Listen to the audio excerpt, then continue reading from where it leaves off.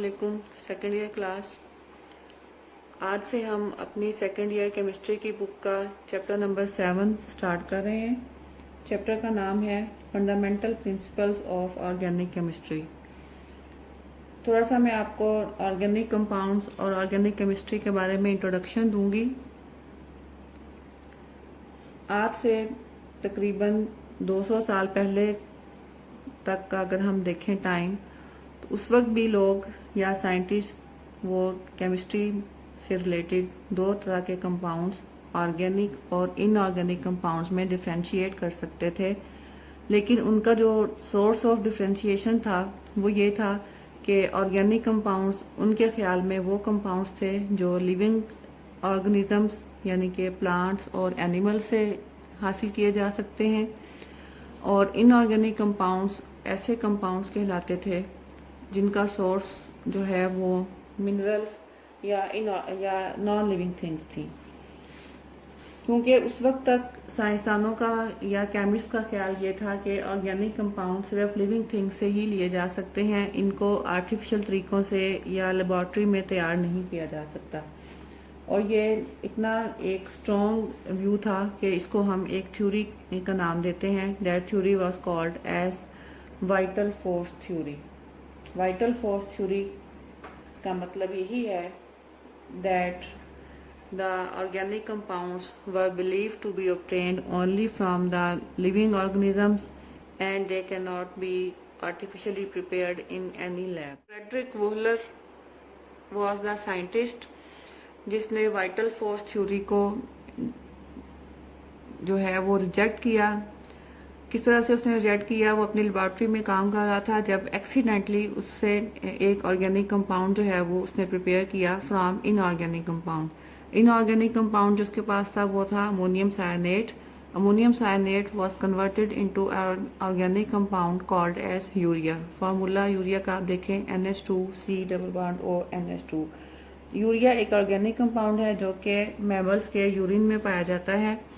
तो जब ये कंपाउंड इनऑर्गेनिक कंपाउंड से तैयार हुआ तो Friedrich Wohler was able to show that the vital force theory no longer can be hold good, but we can say that the organic compounds can be prepared from the inorganic compounds. तो यहाँ से vital force theory का जो idea था वो ख़त्म हुआ। उसके बाद आहिस्ता आहिस्ता साइंसदानों ने जब मज़ीद स्टडीज़ की तो बहुत सारे ऑर्गेनिक कंपाउंड्स जो हैं वो लेबॉर्ट्री में तैयार होना शुरू हुए, और ये ख्याल गलत हो गया कि ऑर्गेनिक कंपाउंड सिर्फ लिविंग थिंग से ही लिए जा सकते हैं। ऑर्गेनिक केमिस्ट्री की अगर हम डेफिनेशन देखें, जैसा कि आप जानते हैं कि हम इसमें आमतौर पे ये कह देते हैं कि organic chemistry is the branch of chemistry which deals with the study of compounds of carbon, या आपके आम जबान में हम ये कहते हैं। लेकिन आपको पता है कि कुछ ऐसे कार्बन कंपाउंड्स भी हैं जो कि ऑर्गेनिक केमिस्ट्री के फील्ड में नहीं आते, जैसा कि carbon monoxide, carbon dioxide, carbonates, bicarbonates. इन सब कंपाउंड्स में कार्बन है लेकिन इनको हम इनऑर्गेनिक के फील्ड में स्टडी करते हैं। तो ज़्यादा एक्यूरेट डेफिनेशन जो ऑर्गेनिक केमिस्ट्री की हो सकती है, that is it is the study of the compounds of carbon and hydrogen which are collectively called as hydrocarbons and their derivatives. दोबारा मैं रिपीट करूंगी। Study of the compounds of carbon and hydrogen means hydrocarbons and their derivatives is called as organic chemistry. अब carbon के compounds इतने ज़्यादा और इतने diverse हैं, डाइवर्स मीन डिफरेंट टाइप्स के, कि उनके ऊपर बेस करती हुई पूरी एक ब्रांच ऑफ केमिस्ट्री है जिसको हम ऑर्गेनिक केमिस्ट्री कहते हैं।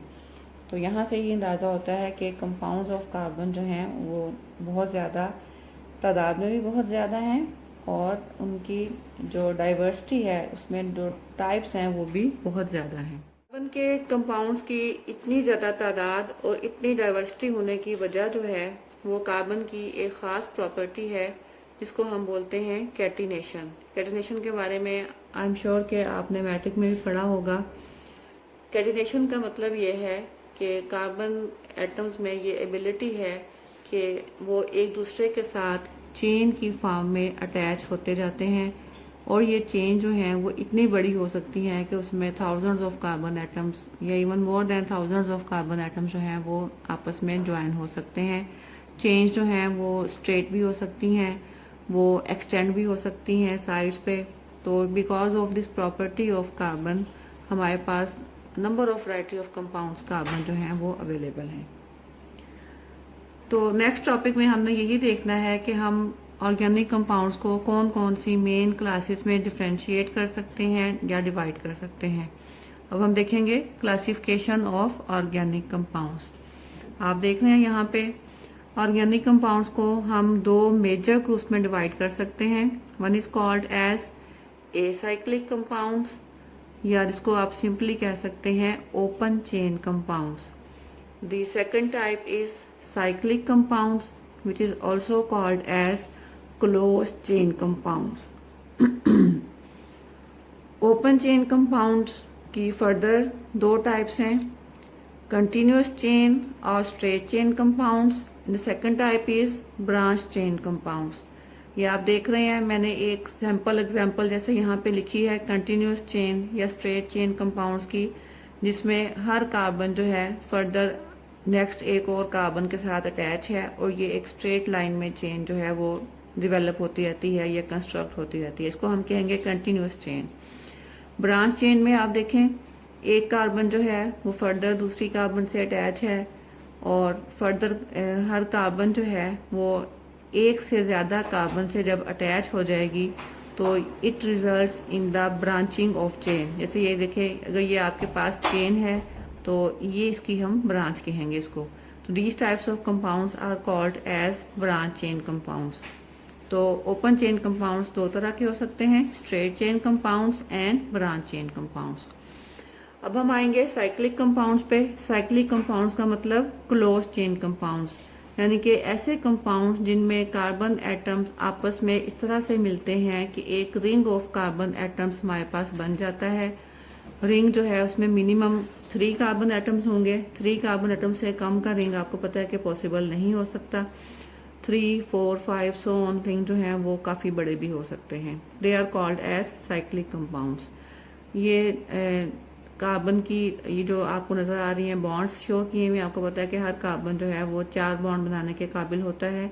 तो ये वाली अगर आप कार्बन देखें, ये दो दूसरी कार्बन के साथ बॉन्ड बना रही है, इसके जो बाकी 2 बॉन्ड्स यहाँ पे शो हो रहे हैं, यहाँ पे हाइड्रोजन भी हो सकती है, कोई दूसरा एलिमेंट भी हो सकता है, इवन कार्बन भी हो सकते हैं, डिपेंड करता है कि किस टाइप का कंपाउंड है। साइक्लिक कंपाउंड्स की 2 फर्दर मेन टाइप्स हैं, homocyclic compounds and heterocyclic compounds. Homo आपको पता है, होमो का मतलब होता है सेम। तो होमोसाइक्लिक कंपाउंड्स का मतलब ऐसे कंपाउंड्स जिनमें रिंग या साइकिल एक ही टाइप के एटम से मिलकर बना हो। जैसे यही 2 एग्जांपल्स अगर आप देखें तो ये होमोसाइक्लिक कंपाउंड्स की एग्जांपल्स हैं, क्योंकि इसमें रिंग में कार्बन के अलावा और कोई एटम शामिल नहीं है। इसको हम कहेंगे होमोसाइक्लिक कंपाउंड्स। जबकि अगर आप हेट्रोसाइक्लिक कंपाउंड्स को देखें तो हेट्रोसाइक्लिक कंपाउंड्स ऐसे कंपाउंड्स होंगे जिनके रिंग स्ट्रक्चर में कार्बन के अलावा कोई दूसरा एलिमेंट भी शामिल होगा। जैसे ये देखें, मैंने एक कंपाउंड यहाँ पे स्ट्रक्चर ड्रॉ किया है। This compound is called as pyridine. यहाँ पे इसके हाइड्रोजन लगी होती है, जितने भी बॉन्ड कार्बन के खाली हैं यहाँ पे हाइड्रोजन होगी। तो अगर आप इसका रिंग देखें तो 1, 2, 3, 4, 5, 6 मेंबर रिंग है। इस 6 मेंबर रिंग में 5 कार्बन एटम्स हैं और छठा एटम जो है वो नाइट्रोजन है। तो क्योंकि इसमें एक हेट्रो एटम आ गया है different than carbon, that is why it is called as heterocyclic compound. आमतौर पे हेट्रो एटम्स के तौर पे नाइट्रोजन, ऑक्सीजन और हेलोजेंस, ये 3 एटम्स ऐसे हैं जो कि ऑर्गेनिक कंपाउंड्स में हमें बहुत ज़्यादा मिलते हैं। हेट्रोसाइक्लिक कंपाउंड्स में नाइट्रोजन, ऑक्सीजन, हेलोजेंस और सल्फर भी इसमें शामिल होता है। तो ये आपके पास एक एग्जांपल है हाइड्रोसाइक्लिक कंपाउंड की। इसका नाम है पिरिडीन, PYRIDINE। दोबारा आते हैं होमोसाइक्लिक कंपाउंड्स पे। होमोसाइक्लिक कंपाउंड्स मैंने आपको बताया कि इनके रिंग में कार्बन के अलावा और कोई एटम शामिल नहीं होगा।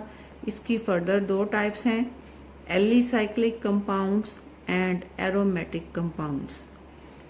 एलिसाइक्लिक कंपाउंड्स ऐसे कंपाउंड्स होते हैं जो रिंग स्ट्रक्चर शो करते हैं, लेकिन इनका बिहेवियर जो है वो बहुत सारे रिएक्शंस में ओपन चेन कंपाउंड्स जैसा ही होता है।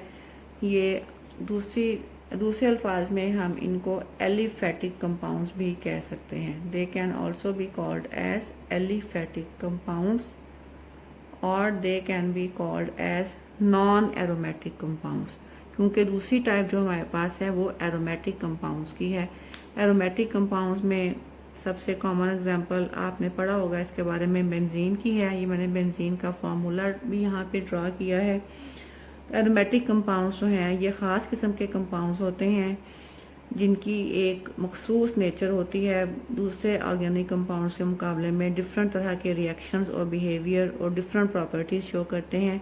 इनके बारे में हम एक पूरा चैप्टर पढ़ेंगे तो वहाँ पे आप इसको सही तरह से समझ पाएंगे। तो ओवरऑल एक दफ़ा फिर मैं आपको रिव्यू करवा देती हूँ क्लासिफिकेशन ऑफ ऑर्गेनिक कंपाउंड्स का। ऑर्गेनिक कंपाउंड्स को हम दो मेन टाइप्स में डिवाइड कर सकते हैं, एलिसाइक्लिक या open chain compounds and cyclic या close chain compounds. Open chain compounds की दो टाइप्स हैं, straight chain compounds and branch chain compounds. इसी तरह से साइक्लिक कंपाउंड्स की भी दो टाइप्स हैं, homocyclic compounds and heterocyclic compounds. Homocyclic compounds की फर्दर दो टाइप्स हैं, एलिसाइक्लिक और एलिफेटिक कंपाउंड्स, या इनको हम कह सकते हैं non aromatic compounds and the second type is aromatic compounds. That's all for the classification of organic compounds. Next lecture में हम अपना नेक्स्ट टॉपिक इंशाल्लाह स्टडी करेंगे। उस वक्त तक के लिए